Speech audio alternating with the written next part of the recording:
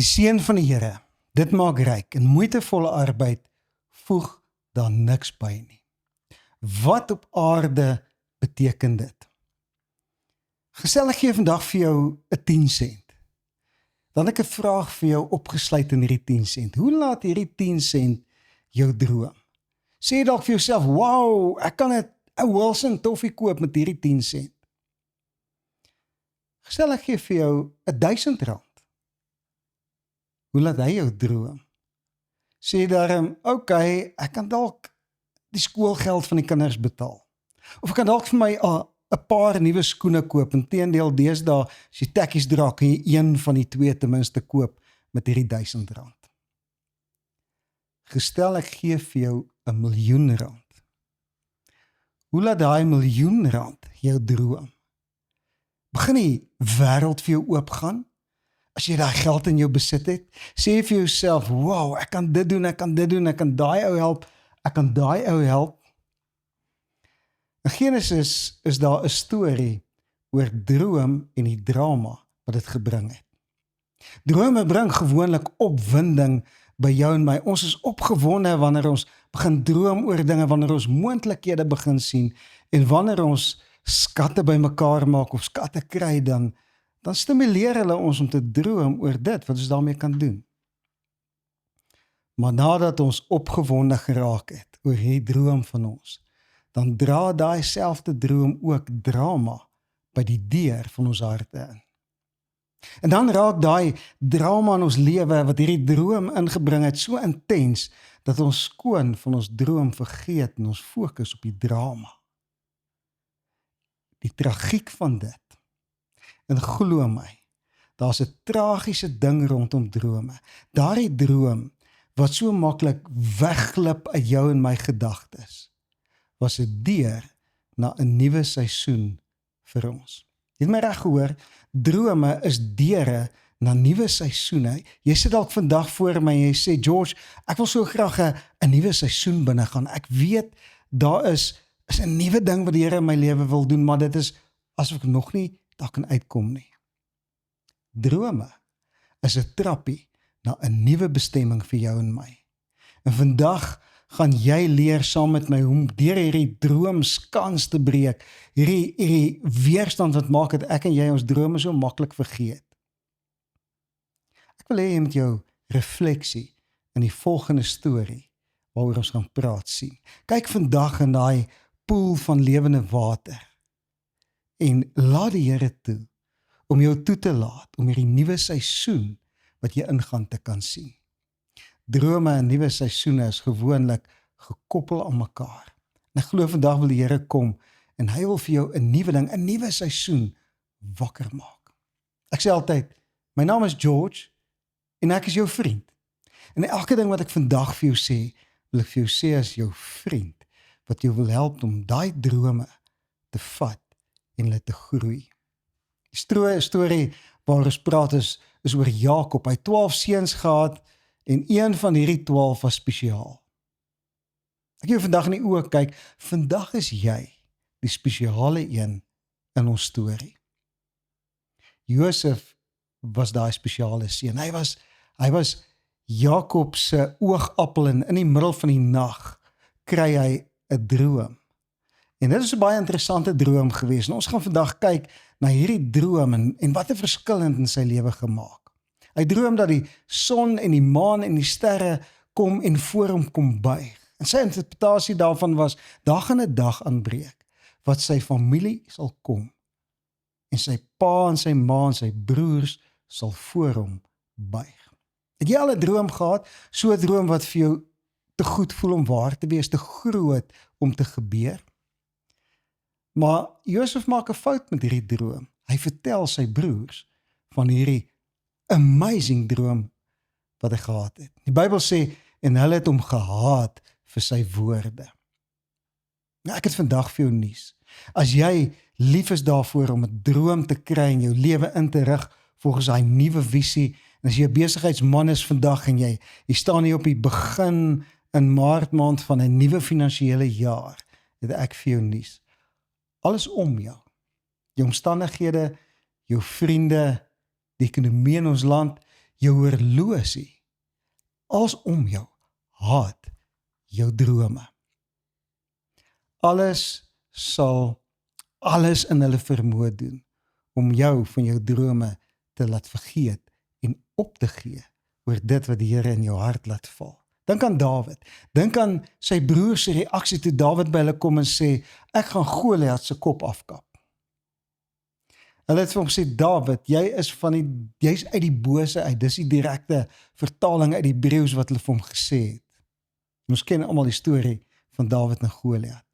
Want jy sien, mense sien nie altyd raak wat in jou is nie.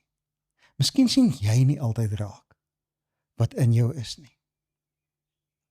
En hierdie droomdrama raak so intens, dat Josef se broers besluit om hom dood te maak.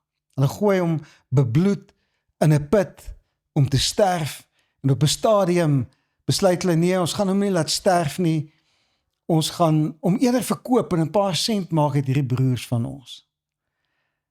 Kan jy dink hoe onmoontlik sy droom moes voel, toe hy daaronder in die put lê? Hy het gedroom, sy pa en sy ma en sy broers gaan eendag voor hom buig. En tog kyk hulle hier oor die rand van die put, en hy kan hulle oë sien, hulle het hom afgeskryf. En later verkoop hulle hom as 'n slaaf en hy's weg voort Egipte toe, na 'n nuwe land waar hy niks en niemand ken nie. En hy kom in daai nuwe land aan. Uitverkoop deur hulle wat hom moes beskerm en hulle wat hom moes lief hê. Was jy al daar? Het jy al gevoel jy's uitverkoop deur hulle wat jou moet beskerm en wat veronderstel is om lojaal te wees en jou lief te hê? As jy 'n besigheid het, voel jy die mense om my wat saam met my opgewonde was oor hierdie nuwe visie van my om hierdie besigheid te begin, verkoop my uit. En hulle sê, ag, dis klaar praat met hom, hy's bankrot nog voor hy begin het. Gebeur dit dan met jou, waar jy soms kom en jou drome begin wegsteek vir ander, want jy's bang vir hulle reaksie. En hierso word hy weggevoer as 'n slaaf. Hy word ontneem van al sy keuses. Hy was 'n slaaf, maar hy het nooit toegelaat dat 'n slawe mentaliteit in sy hart kom sit nie. Hy het nooit geluister na hy stemme wat vir hom gesê het, jy's nutteloos en jou drome was maar net, jy het maar net te veel vleis geëet die vorige aand. Nou ek praat nie nou vandag net van fisiese drome wat ons in die nag het nie. Ek praat van daai visie, daai drome in jou hart, daai iets wat jy eendag wil bereik. As 'n man met die naam van Frederick Douglass, en hy het die volgende gesê, hy sê the right knowledge makes a man unfit to be a slave. Die regte kennis maak dat jy nooit 'n slaaf sal wees of 'n slawe mentaliteit sal kry nie. En ek gaan vandag daai regte kennis saai in jou hart, en dit is my droom, dat daai nuwe droom weer sal groei in jou hart. Ons ken almal die storie, Josef beland in 'n vreemde land, alleen. Wanneer ek en jy verraai word, veral deur die mense naby ons, dan voel ons asom ons het skielik vyandig geword. Ons voel asof alles teen ons is. En hierdie mooi land Suid-Afrika waarin ons woon, maak die dinge wat gebeur in die politieke situasie en al die dinge om jou, ek hoef nie eens vir jou van alles te vertel nie, maak dat ons by daai plek kom waar ons voel, hierdie hele land is ons vyand. Dis 'n land waar ons nie kan uitstyg nie, dis 'n land waar ons nie sukses kan bereik nie. Die resultaat daarvan is ons skram weg van uitdagings en ons begin onsself beperk want ons snoei ons drome. En daai droom wat so groot geword het, raak naderhand net so klein en dit raak van 'n droom wat ons opgewonde maak na iets wat net appel maak op ons survival skills. En ons sê as ek maar net kan oorleef, sal ek bly wees. Nou en op hierdie oomblik draai die seisoen in ons storie. Die koning van Egipte, Farao, kry ook 'n droom. Hy sien 7 markkoeë wat uit die rivier uitkom en hulle eet 7 vetkoeë op wat uitgekom het. Mense vra baie keer vir my, George, mag ek voorspoed begeer? Mag ek by die plek kom waar ek wens dit gaan goed met my? In die Egiptiese kultuur was daar baie valse gode en afgode. En koeie het 'n baie belangrike rol gespeel in hierdie kultuur. En ek glo dis hoekom die Here met Farao gepraat het deur iets wat bekend was, 'n koei of 7 koeie in hierdie droom. En die koei het verwys na 'n paar afgode en die eerste afgod se naam was Hathor gewees. En hierdie godin Hathor was die godin van liefde en van skoonheid. En die beskermer van vroue en kinders gewees in hulle kultuur. Dit was nie 'n regte god nie, dit was net 'n afgod, maar dis hoe Farao na dit gekyk het. En ek wil vandag, die vraag wat ons gevra het is, mag ek maar voorspoed begeer? Mag ek maar wens dat het goed gaan met my? My vraag is, wie kry die eerste swaar wanneer armoede oor 'n gesin, 'n familie of 'n nasie kom? Die vroue en die kinders. Hathor, die een wat die vroue en die kinders moes beskerm. Wie verloor hulle skoonheid eerste met intense armoede? Het jy al gesien mense wat deur daai diep waters gaan, jy kan sien dis asof hulle die gloed wat hulle het net weg is? En dan was daar 'n ander afgod, Apos, die afgod van kreatiwiteit. Het jy al agtergekom hoe vinnig jy kreatiwiteit verloor wanneer jy onder die druk van tekort en van finansies sit? Daai druk maak jou so lam dat jy nie kan dink wat om volgende te doen nie. Daar ons vra, mag ons maar begeer dat dit goed gaan met ons. En dan was daar 'n laaste afgod. Sy naam was Maat, die afgod van balans en harmonie. Kyk bietjie na 'n volk wat swaar kry. Balans en harmonie is heel eerste by die deur uit. Dis daar waar ons verslawings kry, dis daar waar ons oorreaksies kry, dis daar waar mense woede uitbarstings kry. Volg jy my drif, daar's niks wat kom saam met armoede nie. As jy vir my sê, mag ek wens dat dit goed gaan, dan wil ek vir jou sê, moet beslis nie wens dat armoede oor jou kom nie, want saam met dit kom niks goeds nie. Die markkoeie eet die vetkoeie op. En mense verloor balans en harmonie in daai situasies. Josef kom en hy lê hierdie droom uit aan Farao en hy sê vir hom wat die markkoeie en die vetkoeie beteken. Julle ken die storie. Hy sê dis 7 vetjare wat gaan kom en dan gaan daar 7 maarjare kom en die maarjare gaan die vetjare opeet. En Farao is so beïndruk deur Josef dat hy hom onderkoning van Egipte maak. En hy sê vir hom, met daai wysheid sal jy 'n plan kan maak. En nou dis bly belangrik hierdie woorde, met daai wysheid sal jy 'n plan kan maak. Baie keer in jou besigheid of in jou finansies of in jou konteks voel jy, ek het 'n bonatuurlike plan nodig om hier uit hierdie gat uit te kom. Moet nooit jou drome los voordat jy weet hoe om aan hulle te werk nie. Moet nooit vergeet van jou drome nie. Dis mooi drome wat die Heilige Gees in jou hart los. Moenie vergeet van hulle in daai een kant sit nie. En die vraag wat ek dan vra is, hoe ontsnap ek uit 'n seisoen om die volgende seisoen binne te gaan? Ek het net nou gesê, ons is op hierdie oorgang in 'n jaar waar baie besighede op pad is na 'n nuwe finansiële jaar met ingang Maart. Dis baie ouens, Februarie is baie aan se einde van die ou finansiële jaar. Hoe gaan ek hierdie nuwe seisoen in? En baie van julle is dalk op 'n plek waar jy swaar gekry het tot hier toe en jy vra vir jouself, hoe kom ek by daai plek waar ek hierdie ander seisoen afsluit, dat hy nie meer terugtrek die hele tyd nie? Hoe het Josef gegaan van 'n arm jong man wat net met 'n mooi kleed of japon gesit het onder in 'n gat bebloed, na 'n vors met gesag en toegang tot baie hulpbronne? Hoe het hy dit reg gekry? Want wanneer ek en jy dit verstaan, dan gaan ons 'n geheim ontdek wat ons in ons konteks kan vat na daai nuwe plek.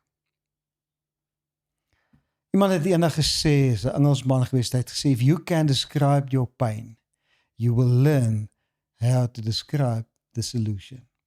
Baie van ons vlug so vir die pyn wat ons ervaar in tekort, en wanneer dinge skeef loop, dat ons net nie daaraan wil dink nie, dat ons net wil vergeet daarvan en ontsnap en ons gaan sit voor die TV of ons hou ons besig met iets anders. If you can describe your pain, you will learn how to describe the solution. Wanneer jy inkoop in jou pyn, gaan die Heilige Gees in jou hart werk en jy gaan leer hoe die oplossing lyk.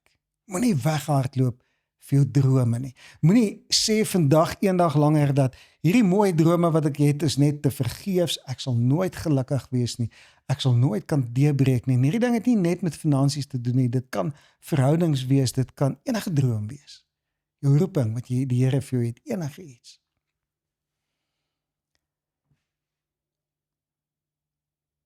Jy sien, die eerste ding wat Josef doen, is hy bou store vir die vetjare se vrug.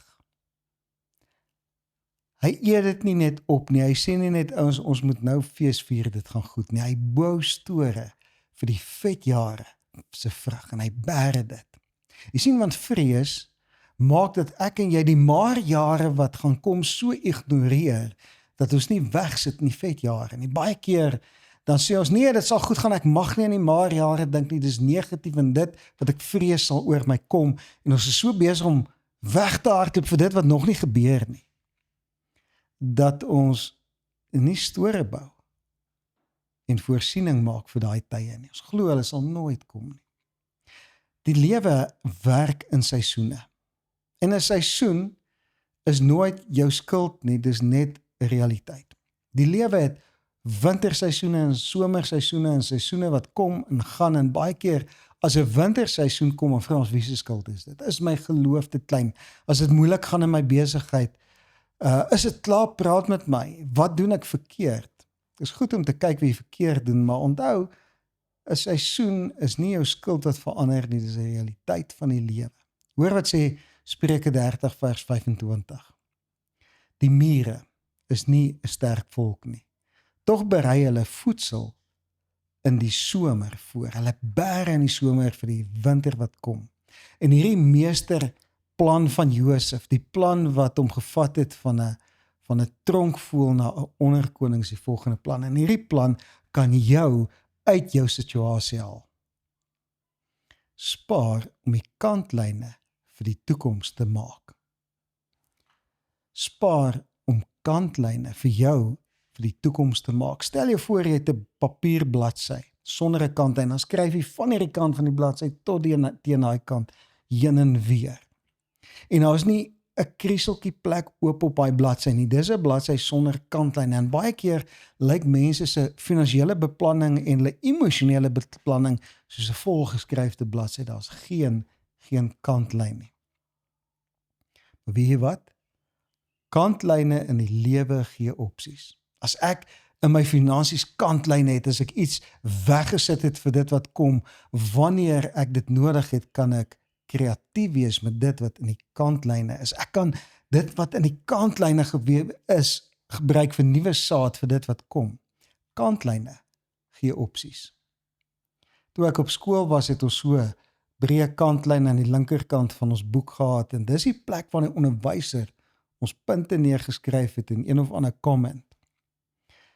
Ek wil vandag vir jou sê dat die koning skryf in ons kantlyne. As jy 'n lewe het sonder kantlyne, is daar nêrens plek vir die Here om te skryf nie. Hy sal iewers try skryf en ons gaan dit mislees. Want ons is so oorspanne deur tekort omdat ons nie kantlyne het nie, dat ons die koning se handskrif nie eers kan raak sien nie. Maak in jou lewe kantlyne, maak in jou lewe plekke wat die Here kan skryf. Jy sien, sonder kantlyne kan ons nie waag nie. As die Here vir jou sê, ek wil hê jy moet dit of dit saai in daai ou se lewe of in daai bediening of in 'n nuwe besigheid, en as nie kantlyne en kan ons dit nie doen nie. Maar as jy kantlyne het, daai plekke waar jy weggesit het vir die toekoms, dan kan jy dit doen. Baie keer het ons emosionele in die kantlyne nie. Ons is so oorstuur en oorspanne en ons maak nie seker ons is so oorwerk dat ons nie rustyd het wat vir ons kantlyne gee nie, en wanneer die ouens wat vir ons lief is om ons na ons toe kom, vind hulle geen vreugde nie, hulle vind net woede en frustrasie by ons, maar as die kantlyne vir hulle nie. En die Here werk met die kantlyne. Ek wil begin afsluit. Die broers wat hierdie dromer Josef vervolg het, stagneer en die hongersnood vang hulle en hulle gaan almal ten gronde. En hulle kom by die plek waar hulle sê ons moet na Egipte toe gaan om te gaan bedel vir iets om te eet. Maar die man met die droom groei binne in die hongersnood. Hy groei binne in hierdie moeilike tyd van oorvloed en tekort. Die van julle wat besighede het, weet, daar's tye van oorvloed en dan's daar tye van tekort. En die ding wat jou uitvang in daai tye is gewoonlik kontant vloei. Die man met die droom groei in die hongersnood. Maak seker jy hou vas aan jou drome. Maak seker jy hou vas aan jou visie. Dis daai rede hoekom jy begin het wat jy begin het of doen wat jy doen. Hou vas aan daai redes.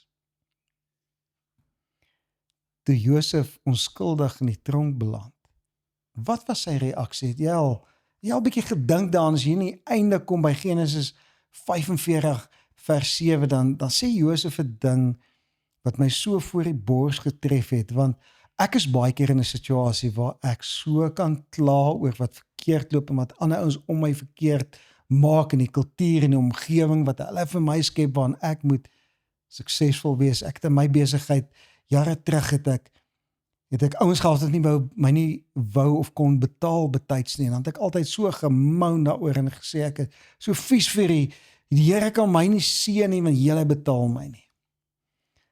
En hy kon gesê het, ek was in die put gegooi en ek gaan hierso lê en doodgaan. En toe word hy uitgehaal en verkoop as 'n slaaf. Toe kon hy gesê, dis klaar praat my, ek sal 'n slaaf wees die res van my lewe. Toe beland hy in die tronk. Hy kon daar gesê het, en tronke was nie 'n grap in daai jaar, en hy kon daar gesê, dis klaar praat. Uiteindelik sê hy die volgende woorde, Genesis 45. En hy praat met sy broers hier. Die een wat uitgestyg het, praat met die ander wat gestagneer het en besig is om dood te gaan van die honger. Die ou met die droom praat met hulle wat hulle droom vergeet het.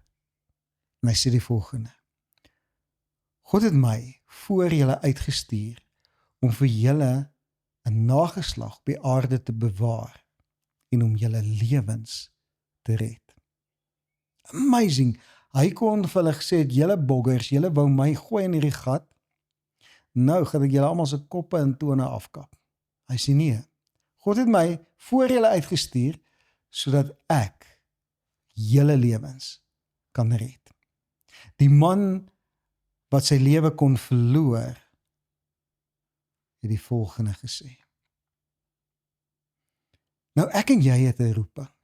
Ek en jy het elkeen 'n rede hoekom ons op hierdie planeet is, en ek wil afsluit. God wil jou nie net red nie. Hy wil jou laat red. Wil dit weer sê? God wil jou nie net red nie. Hy wil jou laat red. Baie mense leef net vir oorlewing. Hulle leef net vir, as ek maar net die volgende dag kan haal. Baie ons het in hulle Christelike lewe lyk dieselfde. Hulle leef net om miskien eendag in die hemel te beland. As ek net gered kan word. Maar God wil jou nie net red nie, hy wil jou laat red. Hy wil jou so seën dat jy iemand anders kan red. En om daar te kom, het jy nodig om vas te hou aan jou droom. Jy het nodig om die regte keuses te maak as jy bebloed onder in die put lê. Jy het nodig om te sê, Here, ek gaan hierdie feit dat U met my lewe 'n roeping het, nie laat los nie. Ek gaan hierdie mooi droom wat ek het, nie laat los nie. Ek gaan vashou aan die feit dat U my gaan deurdra. En in daai proses gaan ek die survival skills in my lewe, gaan ek ruil vir groei skills. Die skills wat my net laat oorleef, gaan ek inruil en ek gaan nuus leer, nuwe vaardighede wat my by die plek bring waar ek gaan uitstyg, en maar die een wat Josef onderkoning gemaak het, was om weg te sit, om kantlyne te hê. Gaan vandag na die Here toe en sê, in my verhouding het ek dalk nie kantlyne vir u nie. Daar's nie tyd om met u te spandeer nie. My verhouding met my mense is daar nie kantlyne nie. Ek en hulle kyk net vir die TV en ons kyk maar na mekaar se oë. In my finansies is daar nie kantlyne waar die Here mee kan werk nie. En dis gewoonlik die ouens wat hulle toys die kot uitgooi en sê, nee, ouens wat vir die Here werk, vra net geld. Dis nie waar nie. Die Here wil vir jou kantlyne gee, want hy wil skryf in jou kantlyne. En hy wil vir jou sê, ek het vir jou 'n nuwe droom en 'n nuwe seisoen, en daai seisoen is goed en mooi, maar jy kan dit nie binne gaan as jy nie kantlyne het om dit mee te doen nie. Ek sluit af.